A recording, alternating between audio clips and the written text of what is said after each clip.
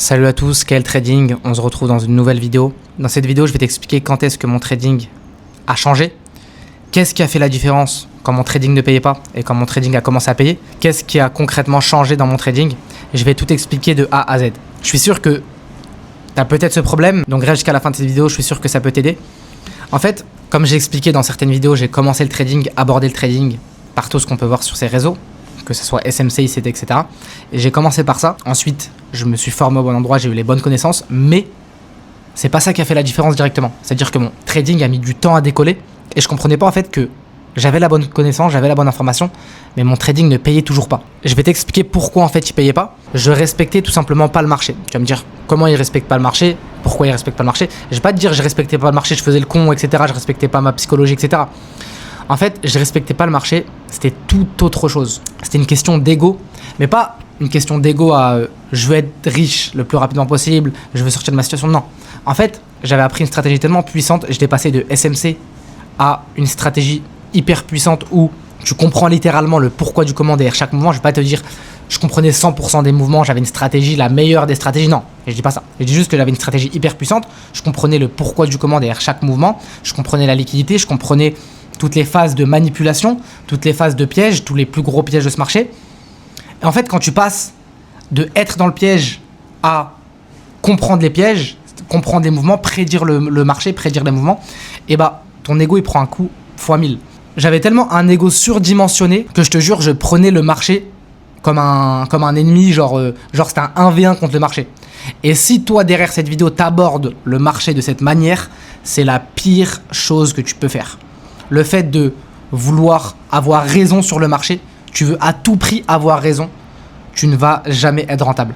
Parce que en fait, j'ai mis du temps à le comprendre, enfin j'ai mis des mois à le comprendre, j'avais une stratégie hyper puissante et je me disais que peut-être ça va payer dans 6 mois, dans 1 an. Et en fait, j'étais dans une boucle perdante, dans un cycle où je voulais avoir raison sur le marché, j'avais raison la plupart du temps. Vu que des fois j'avais pas raison, j'overtradais, ça partait sur des biais psychologiques.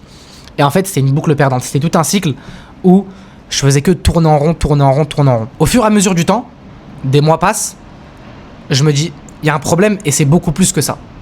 Je pense pas que c'est un problème de ma compréhension, je pense pas que c'est un problème de discipline, d'exécution, je pense plus que c'est un problème de prendre la chose au sérieux et de créer quelque chose dans mon trading, créer un système, créer un plan et respecter. Parce qu'en fait, j'avais un trading assez vaste, vu que j'avais une compréhension sur des concepts, c'est-à-dire sur de la liquidité par exemple, sur des trappes, etc. Et bah en fait, des fois j'entrais sur des trappes. Genre, quand je dis j'entrais sur des trappes, j'entrais pas sur le trap, mais je cherchais à trader contre trap. Et en fait, vu que ma compréhension était assez large, j'entrais sur plein de mouvements. Et des fois des mouvements différents. C'est-à-dire, je pouvais entrer sur des mouvements de réversal, je pouvais entrer sur des mouvements, quand il se passait ce scénario, j'entrais. Je pouvais entrer après une prise de liquidité. Et en fait, quand ton trading est assez vaste, quand tu n'as pas de, comme je le dis tous les jours, de système, tu vas juste tourner en rond. Parce que tu ne peux pas en fait trader tous les jours, vouloir comprendre à tout prix le marché, vouloir prendre 10, 15, 20 positions, vouloir avoir raison sur le marché, vouloir prédire le marché. Parce que comme je le dis tout le temps, le marché c'est le maître du jeu. Tu as deux choix, soit tu fais le con à vouloir prendre le marché comme un ennemi, à vouloir avoir raison, à vouloir faire des 1v1 avec le marché et sur le long terme tu ne vas jamais être rentable, ou soit tu fais le mec smart et tu commences à comprendre le marché. Comprendre le marché, créer des systèmes, créer des plans, aborder le marché de la bonne manière. Et moi, c'est ça qui a fait la différence, c'est que vu que j'avais une compréhension, comme je l'ai dit, assez vaste, j'ai créé plusieurs setups. Qu'est-ce que c'est qu'un setup? C'est tout simplement un trade où c'est ton trade, tu vois. Comme je l'ai dit juste avant, j'avais une compréhension, donc j'entrais sur des fois des trades différents, j'entrais comme je t'ai dit sur des trappes, j'entrais des fois sur un type de scénario de journée, j'entrais des fois après une prise de liquidité, une prise d'inducement, un timing. Et en fait, un setup, c'est un scénario précis où tu as un pattern qui se répète et c'est ton trade. C'est-à-dire que tu as une checklist, je sais pas moi, imaginons tu as un timing, imaginons tu as une prise de liquidité, imaginons tu as une prise de... C'est un exemple, hein, une prise de PDH ou PDL avec un timing précis, avec un scénario, c'est ton setup. Toutes les cases sont validées et tu prends le trade. S'il y a une case qui manque, tu ne prends pas le trade. Ça m'est arrivé plein de fois où j'ai un trade, imaginons qu'ici, qu'il est 13h44 et mon setup est à partir de 13h45, bah je ne prends pas le trade. C'est ça, avoir un système, avoir un setup. Respectez votre système.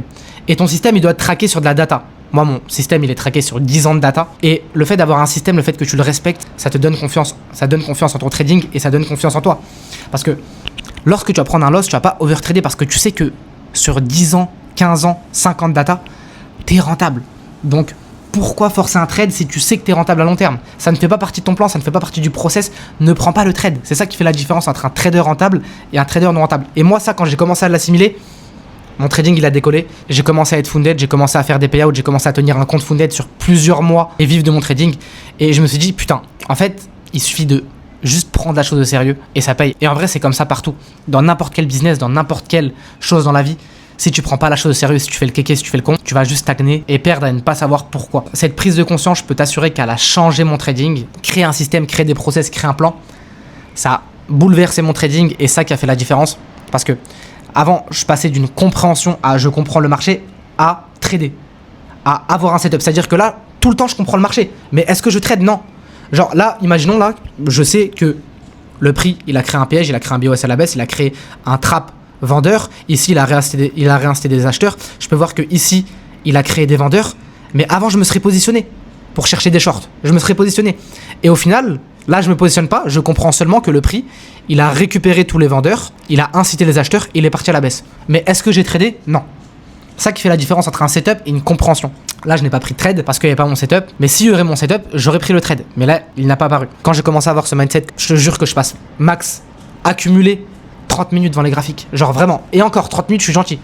J'ai des alertes toutes les 15 minutes. Et je reste pas toute la journée devant les graphiques. Ça a complètement changé ma vision du trading. Avant, moi, je croyais que le trading, c'était trader 10 heures par jour, 15 heures par jour. Tu restes devant les graphiques comme ça, obnubilé sur l'écran, à prendre des trades, etc. Et en fait, c'est pas du tout ça. Et quand j'ai commencé à devenir rentable, j'ai côtoyé des mecs rentables et tous ont le même point commun, c'est qu'ils restent max 30 minutes devant les graphiques. Genre vraiment, moi, j'arrive le matin à 8h30, je regarde qu'est-ce qu'il fait, je fais mon analyse, je mets mes alertes. Et quand il y a mon setup qui commence à se créer, je m'intéresse. Sinon, je m'en fous complètement. Que ça soit sur EuroUSD, GBPUSD, je m'en fous complètement. S'il n'y a pas mon setup, je ne prends rien. Et c'est ça le mindset que tu devrais avoir pour être rentable en trading. Donc pour conclure cette vidéo, prends la chose au sérieux. Le trading, c'est vraiment quelque chose à prendre au sérieux. Et si tu fais les choses bien, si comme je t'ai dit, tu crées des systèmes, tu crées des process, tu apprends avec les bonnes personnes, tu as les bonnes informations, ton trading va juste décoller. Si t'es pas abonné, abonne-toi. 2026, je vais donner tellement de valeur sur cette chaîne, obligé que ça peut t'aider. Si tu veux découvrir le vrai trading, écris-moi sur Instagram. Si t'es déterminé, si t'es sérieux, écris-moi sur Instagram. Je peux t'assurer que je peux t'aider. C'était KL Trading, on se retrouve dans la prochaine vidéo.